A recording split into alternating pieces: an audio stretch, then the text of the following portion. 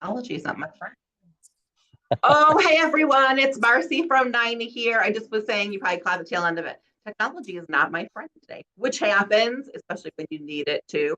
But I'm really excited today because I have Manuel Alexander with me today. And what's so exciting about this is he was my faculty lead for my cohort for my Goldman Sachs small business course, right? Is that what your Right. title was?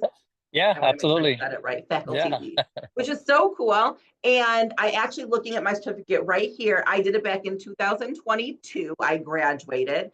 Manuel recently reached out to me and said, "Hey, Marcy, I haven't talked to you in a really long time. Let's chat." We had this great conversation. We were like, "Okay, let's record something. Let's talk to everyone." So, welcome. I'm so happy to have you. Yeah, thank you, Marcy. Yeah, look, absolutely. It was catching back up because also, so I have a business as well, and I fight the good fight just like everybody else who's running and owning a business. And it was you're so focused on the day to day, and you're really just problem solving every day. On That's what you do as sort of the head of the business, that you lose sight of the things that matter, and staying connected was one of the things that even I said, you know what, I didn't do that great of a job. So I reached out, and then I was glad to hear that you are out there putting yourself out there, because a lot of people are scared. They don't want to communicate. They don't like the way they talk on video. They don't like the way they look on video. It's always something. It's you have these apprehensions about putting yourself out there. But truth be told, like when you told me, and I saw that what you had been doing. I said, kudos to you. Great job for putting yourself out there. And I said, if there's any way for me to add value, I often share my 2 cents with people that don't even ask for it. But in this case, it was yeah. Look, I'm happy to add any value to what you're doing with the people who are watching these videos, and what it means for your business as well.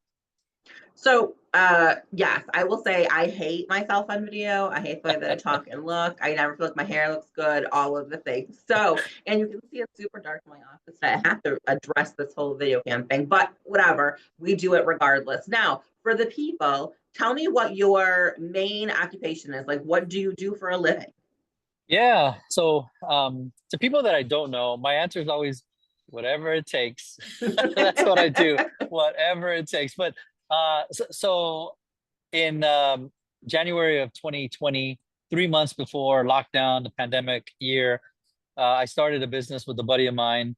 It was a CPA firm that would do both taxes and bookkeeping. And so those were going to be where we started. Now, ironically enough, I am neither a CPA nor a bookkeeper, but fast forward 5 years, and we have a 50-person team made up of every one of the typical divisions that you see in a firm, which is bookkeeping, tax, assurance, and investment. We have an investment division. We have a insurance division. We help with the operations consulting, a lot of advisory services. And so now we're full fledged, and that's what I do day to day. I am still part of Goldman Sachs. Now, I try to retire. I've tried to retire like 3 or 4 times from it, but opportunities continue to present themselves and say, "Hey, can you come help out?" And the truth is, it's very fulfilling to help small business owners talk through what they're going through, but also like how do you scale even while dealing with all the noise. So that's what I do day to day, and it's one of my passions is definitely working and helping with small businesses. So, for anyone who doesn't know about Goldman Sachs, let's talk about this program. I kind of stumbled upon it. I love learning, which sounds super corny. Anybody out there, I know you think whatever, Marcy, but I really do. Like, I loved school. I love learning about new things. I love courses and classes that directly pertain to what I'm trying to accomplish. When I came across Goldman Sachs, I was like, "Ooh, this sounds so interesting. Let me see." And it was an amazing experience that I'll tell you about. But first, I want to hear, like, if you had to describe the program in a nutshell, what would you say about it? Yeah, so the program in a nutshell is a program that is designed for small business owners who are looking to grow. Because there is a saying, well, if you're not growing, your business is dying. And that's just because, you know what, there's inflation, there's macroeconomic conditions. Uh, but really what it is it's a program that is for people who want to grow their businesses. I say that on day one, if you're here and you don't want to grow your business, you're in the wrong place. So anybody who's interested in learning and expanding their horizons and taking a very pragmatic approach, definitely look to the Goldman Sachs 10,000 Small Businesses program. The goal was to graduate 10,000 businesses. At this point, it has gotten closer to about 20,000 businesses that have gone through this program. So huge alumni network, and it's a huge opportunity for those that get to be part of it. Sometimes people have to apply several times, but when you get in, it's a reset for your business and it changes your mindset about how to do things. Statistics do show that the majority of businesses that go through the program grow their revenues within about 18 months, but also hire more people. So overwhelmingly, if you get into this program, the odds are in your favor of making some positive changes in your business. So what I loved about that, and I'll say to anyone who's listening, you're like, I'm a solopreneur, or I'm just getting started, or I've been in it for years and years. What I loved about it, for me, there were two things. One is that I'm not a financials girl. Like, that's not my thing. I Yeah. hope the columns, balance in my favor at the end of the year. But I didn't do a good job of tracking, previously, I think. But more importantly, I didn't really understand like all of the reporting and the numbers and how to dig in to find out. So while I didn't love that, like I don't love numbers in general, I appreciated the amount of time spent to really dig down in the class and figure out how to do that. That was my first thing.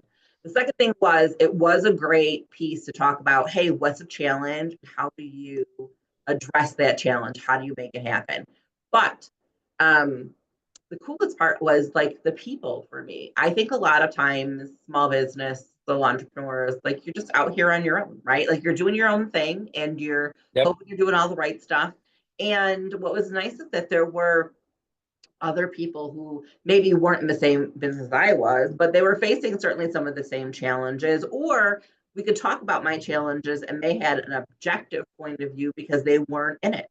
And we had people like dog walkers, and there was a psychic in our group, Susan, who makes chocolate out of Washington. Like, I love her. There were Yeah. all sorts of business. It didn't have to be CPAs or attorneys. Like, there were people who owned, a closet organizing business, and that was their thing. So what I think I loved most about it really was that there was just this influx of people who were like, I see a need, let me address it, right? Which is so funny that you said to me, hey, I'm not a CPA, but I own a CPA firm. Right? It's not, I know that sounds funny. And people are like, oh, but that's sort of how I feel sometimes too. I'm like, oh, I can find and source anything, right? So I can find good people, working on a project of like graphic design stuff, and I'm not that girl, but I know how to find a good graphic designer to help me accomplish what it Yep. is that I need to do. So I would say if you're listening to this and you're not entirely sure if like you would qualify, the coolest part about it is you don't have to be a big business. Bring your idea, right? Bring a challenge that you have. Let's talk about it in that space. Absolutely. Yeah. And to your first point, when it comes to financial, so financials is like not it's not super sexy, right? As it relates to business. It's the The worst. so well beneath so it's the way I put it is there's insurance first is like the least sexiest stuff. Nobody likes to talk about insurance or deal with it. No, no. Then it's like numbers and finance. Then the nice sort of super fun stuff is let me go sell. I got the sale, my revenues. But in all honesty, it's not about how much you make, it's about how much you keep at the Yeah. end of the day, right? And so revenue is a little bit of vanity, but it's about how much are you actually taking home. And yeah, look, and when it comes to business, if you're not, you should always be learning.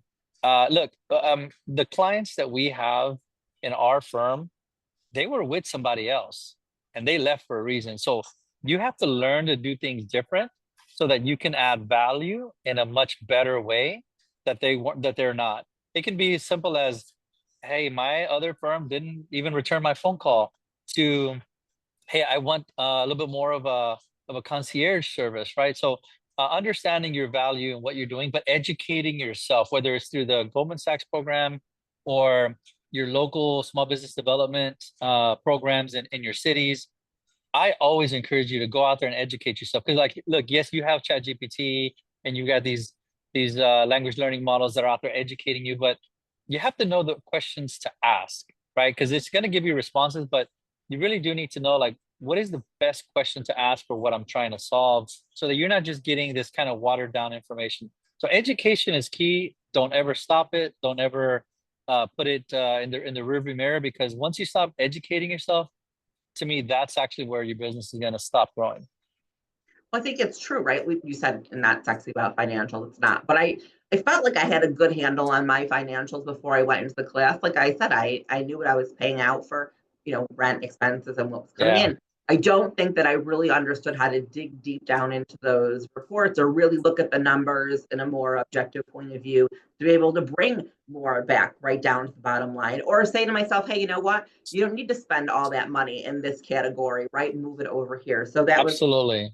that was pretty cool too. I also loved the you know, the marketing piece where it really was talk, let's figure out a way, like what's your biggest challenge and what are you going to do with that challenge. And what was so fun was there a lot of people who were like, I want to sell in 5 years, which you wouldn't think would be like that a sort of challenge, but uh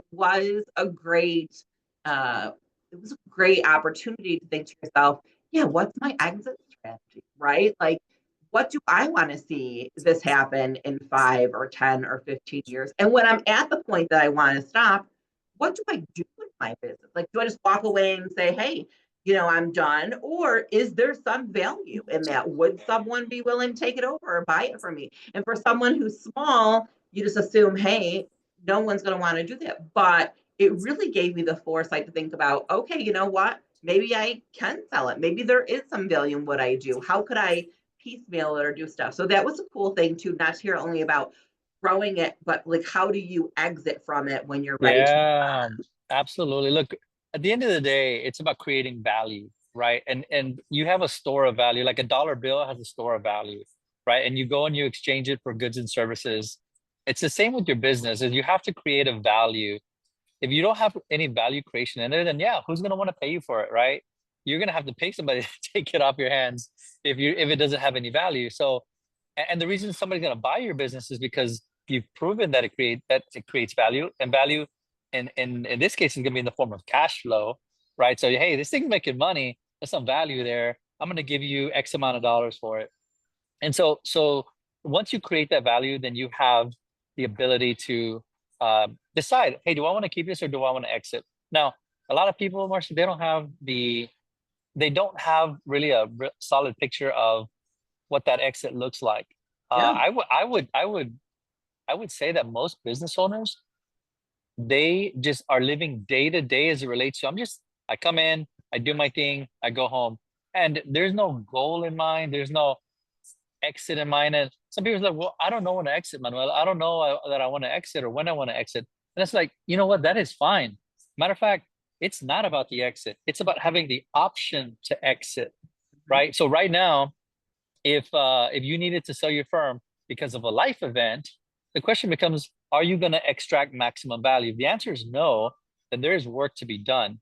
So build your business and work on your business in a way that you could sell it at any time because it runs well operationally, financially, with people, with culture, with marketing, with all of the different foundation blocks that make a business strong. So yeah, I would definitely say if you have not thought about what that exit looks like, then at least think about the option to exit. I think that's a good point, right? Even though you may not, it's working day to day is hard. It's hard enough, right? Without having Yep. some sort of goal or plan in mind for the future, you're almost spinning your wheels. I mean, it doesn't have to be an exit strategy, but there should be something you're looking towards, whether it's increasing your revenue by 10% or building your staff by 4 more employees. I Yeah. think that was a big piece of what I learned in the classes that I've taken is, you know, look at your short term, obviously day to day, right? Your post-it notes, what I need to get done today, what parts, Yeah. but what do I need to get done next week and next month and next year and in 5 years from now? Like, what do you want to look like at that point? Even if you're not exiting at that point, and that's fine if you're not, where's your intention? Like, where do you plan on being? Because if you're going to be in the same place that you're here today, and I'm not saying it's a bad thing, if that's your thing, then that's okay. but know that that could present some challenges, or know that where you are today, right? Like you have to decide how you want to continue through there. Because Yeah. someone said yesterday on the news, that made me laugh. She said to me, if you have uncertainty in your business, right, then you're not running your business properly. And it made me laugh. I was like, spoken by a person who's never owned a business. Why would she Uh, say something like that? sure. Like my whole life lives, my whole Sure. business world lives around uncertainty. What does the market look like? What are interest rates going to do? What does labor look like? Right? Like, what is my cash flow going to be? What is my, utilities going to like? If the winter was, I mean, Yep. there's uncertainty in everything that we do. So it was so funny to hear her say that on the news. And I thought to myself, well, that commentator didn't do a good job of like calling her out on that. But then again, I thought, hey, if you've never owned your own business, you probably don't think that. Like you probably really don't know what goes on for those of Yeah. us who do. Yeah. And it's also, add to that, yes, life events, right? Like not all of us are playing the same hand in the game of life, right? We each have different things that we go through every day. So you can't, you can try to do some things, but that's what we do daily is navigating uncertainty, navigating unpredictability. The more we have it, the better. Like, yes, the tariffs right now, big trending topic. What decisions do I make? What purchases do I make? How will it affect me? You hear about stories, I don't know if they're real or not, because you don't know what to believe on social anymore. But they're shipping 3 airplanes full of Birkin bags, or they're shipping 3 777s full of microchips, right? Because they don't want to pay taxes or they're trying to beat the deadline. So there's just a lot of uncertainty that we will always have to navigate, but that just comes with what we signed up for. It's true, we did. And it's so funny, you're not incorrect in saying, we have to be very careful about sifting through the information funnel, right? There's a lot of information out there, not always from reputable sources. Sometimes it has a kernel of truth in it, right? Or it's been Yep. twisted. My favorite is, you'll hear these influencers talking about like, I don't want to get political, but, and then the next rant is 60 minutes of political, right? But the problem is that your business, for the most part, isn't a political entity, right? You have to run your business. Certainly, you should 100% vote, right? So I always put this out there. I think that Absolutely. you have to be that person, especially if you own your own business, to make sure that you're putting people in positions of authority Yep.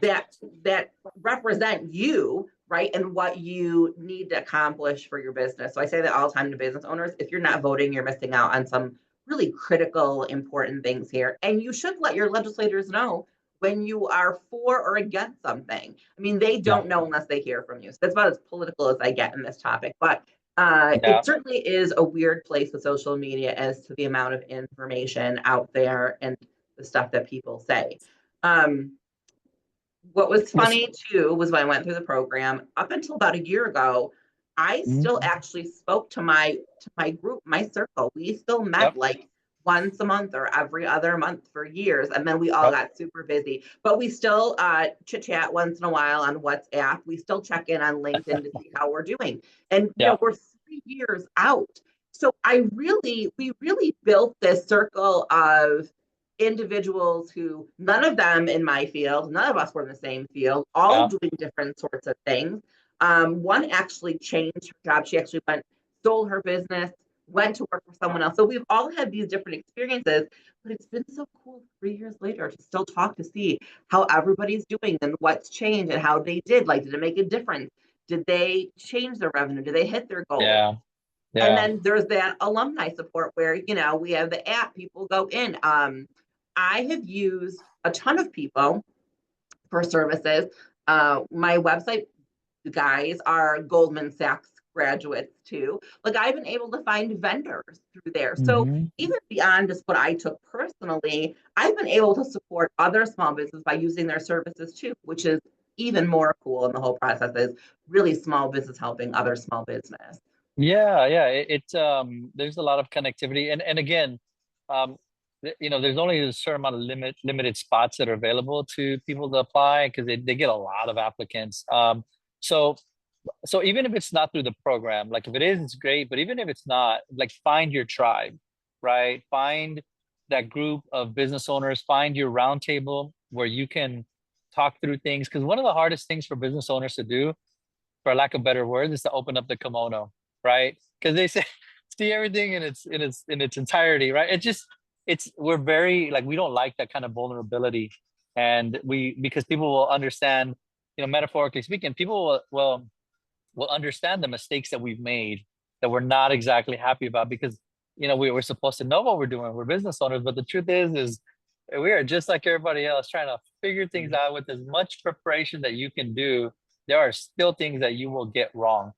Having a support circle of other people who can be a sounding board, who can give you some food for thought, that is huge. And if you don't have that, you're doing yourself and your business and your future a disservice. I've never heard that kimono saying, but I love it. I'm going to steal it and use it going forward. Go So ahead. that's what I did. It was funny that we talked about support a little bit. So I just had this conversation the other day, and I don't love to ask for help. I don't mind feedback when it's given to me, and I'm actually very good with constructive criticism, but I just Yeah. I don't seek it out. I always feel, I don't know why. I just never have. This past year, though, we've been working on some things with my trade association here, and we've been talking about maybe proposing some legislation. And it's difficult to get out there and talk to legislators and try to get people to, get on board with you. Sure. So I was like, for years I have gone to conferences and done these webinars and meetings and met all of these people. Like, some of them can help me. Just, Marcy, just suck it up and reach out and ask them for help. Like, no one ever feels bad asking you for stuff. And I'm not saying in a bad way. I love people ask me for stuff, but I'm just saying I never think badly of them or anything. So for the first time ever this year, I've been like, hey, we met at this conference. Do you remember me? I could really use some help, like, in this area. And no one has said no to me. I have not gotten one no. No, Marcy, we don't want to talk to you. Hey, I remember you. Yeah, we'd love to help. How can I? Yeah. It's so funny as small business people. And I know I'm not the only girl out there. So I say this because, we think about support as, those people who know what we're doing and we chit chat, we've known them. But support can also be reaching out to those connections, that networking. What was the point of doing all that networking so long that so many have done, and then you just Yep. never utilize those resources? Why do you think that Absolutely. is? Absolutely. Well, it's just we get into our old habits, right? People leave the program and they go right back to their old habits, and they forget about doing the things that are needed that got you to that level. But it doesn't stick with you. You have to continue. It's like going to the gym. You make progress, but when you stop going to the gym, you're gonna see those results are gone, right? Same with this. Is you a lot of times we would carve out the whole day for Goldman Sachs, and then when the program stopped, hey, my business didn't catch on fire, like everything was fine. What am I going to do with that whole day? Work on my business? No, I'm going to go back to the same thing and doing the same things in the same way, and then I start going into like a regression.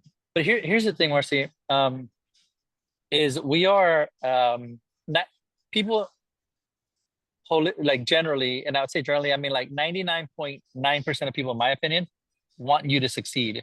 So if you surround yourself with people who you respect their opinions, you respect their knowledge, you respect them, and they respect you, then they're going to want to see you succeed, because honestly, your success is their success, in that you will grow your company, you will hire more people, you will put back into the economy. And it's this little pebble that gets thrown in the pond that causes this huge ripple effect. And imagine when all small businesses are working and firing on that level, then we're in a much better place because of it. Because small business is the backbone of the economy, and it needs to stay that way. We're the largest employers in the U.S., and so you got to take care of small businesses, and it starts with making sure that we're looking for that support, looking for that guidance, looking for that knowledge. Yeah, it's just super fun. I said, you don't think of support in those terms, but it's really important. Like, if you need something, if you need help, if there's, you've built all these connections, you've done all this Absolutely. groundwork for years. I did all this groundwork for years. Conference I didn't want to go to, right? Things that I was like, oh, I have to go, and then never really utilizes those resources. And now I'm looking at, everyone's been so pleasant and willing and happy to help. And even when they haven't been happy to help, or unable to help, I say, they refer me to, hey, I can't help you in this space. I don't know about it, but try this person or talk to that person. And that's been equally as Absolutely. amazing. So I try Absolutely. to pay that forward in my space to everyone, and I would encourage you out there too. If you can't do something or you're unable, hey, refer someone else. I refer a ton of business to other notaries in my area when I'm busy or unable, or quite frankly, just because it's like that's the right thing to do. Like I'm plodding along fine. Let me help out somebody else who might need Yeah, it. And that's always been a good kind of pay it forward sort of thing that I think that most absolutely. small business owners really appreciate, right? Absolutely. Yeah. Look, it's out of sight, out of mind. So when you have somebody at the forefront, and I believe that you can, when you put good into the world, like it'll come back to you, right? And you do it unconditionally. And again, this is why even I, after so long, was started to reach out, is because I had been grinding in our own business, and I said, you know what, I need to be able to help because I need to put good into the world, and it shouldn't just be about me and what I'm doing. And this is so many great conversations have come from reconnecting. Like, look, here I am reconnecting with you. We talked like a month ago, and here we are just continuing the conversation, and we're sort of back in each other's lives in this way. And so you do that, and who knows where things can lead. But if anything, you're sharing knowledge.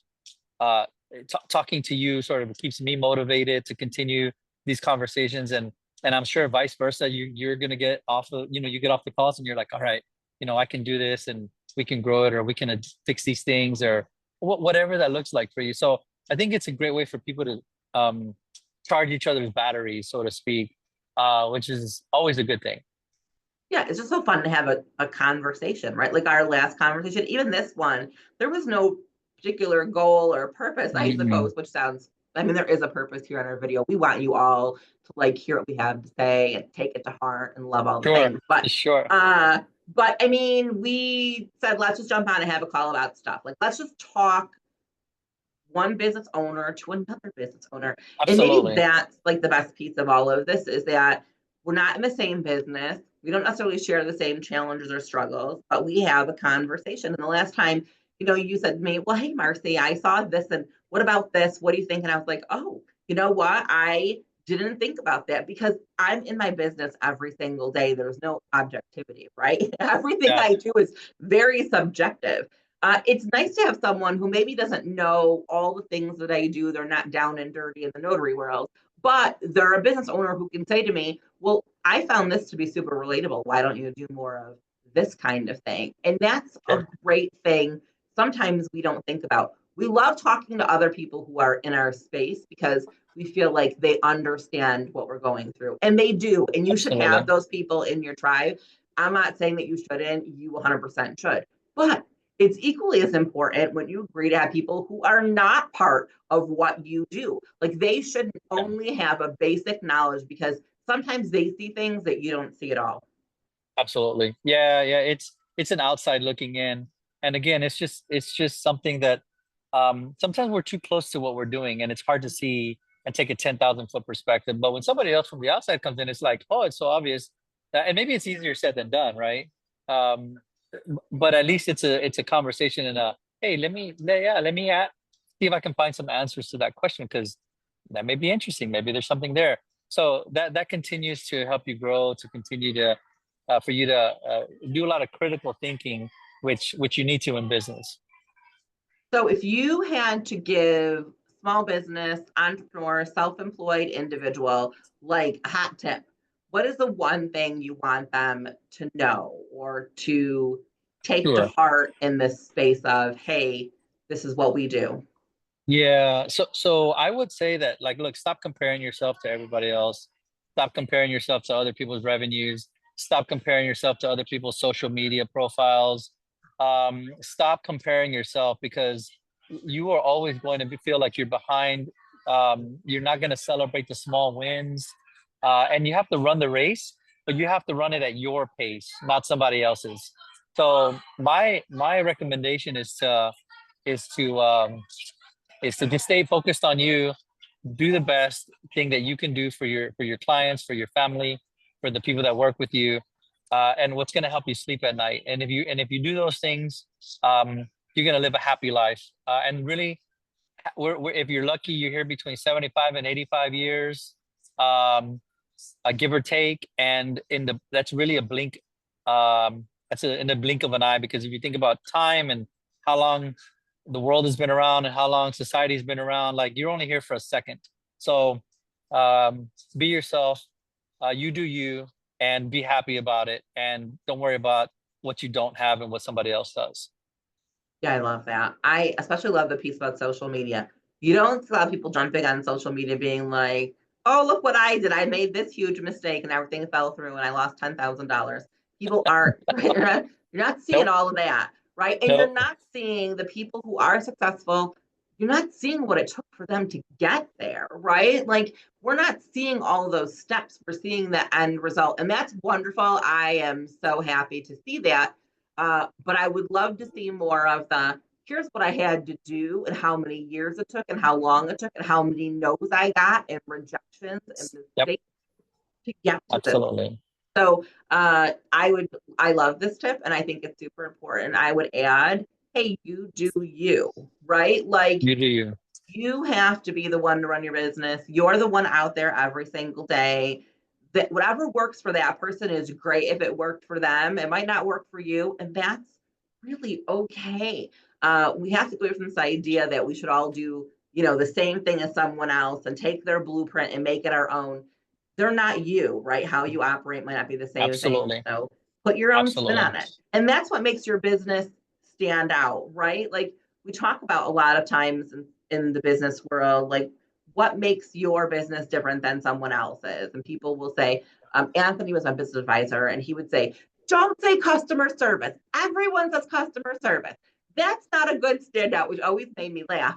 But he made a good point. There are lots of good companies who have good customer service. Like, what's different about you? Absolutely.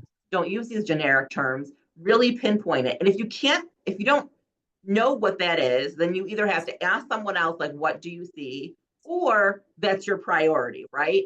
What are you going to do to make a difference than everybody else out there who runs the same kind of business that you do? Absolutely. Absolutely. This has been so much fun, Marcy. So fun. I loved every minute of this. Thank you so much for coming on. I have to say this because my staff always says, Marcy, you always have to say like, share, subscribe, because I never say that. So everyone, please like, share, subscribe. I also am going to tell you that we're going to have Manuel back again because this was a great conversation and I love talking about business stuff. And so if he's amiable to it, we would love to have you come back. Yeah, let's have a part 2. Part 2, maybe in a part 3. Maybe it'll be a continuing series, like twice or 3 times a year. We'll have special guests come on. They can ask you questions. See, now that you've said yes, and I've asked you because I'm good about asking people for stuff now, Sure. I sucked you into this whole process. So thank you so much for your time today. Everyone out there, thank you for the listen, and we'll be back soon. All right. See ya.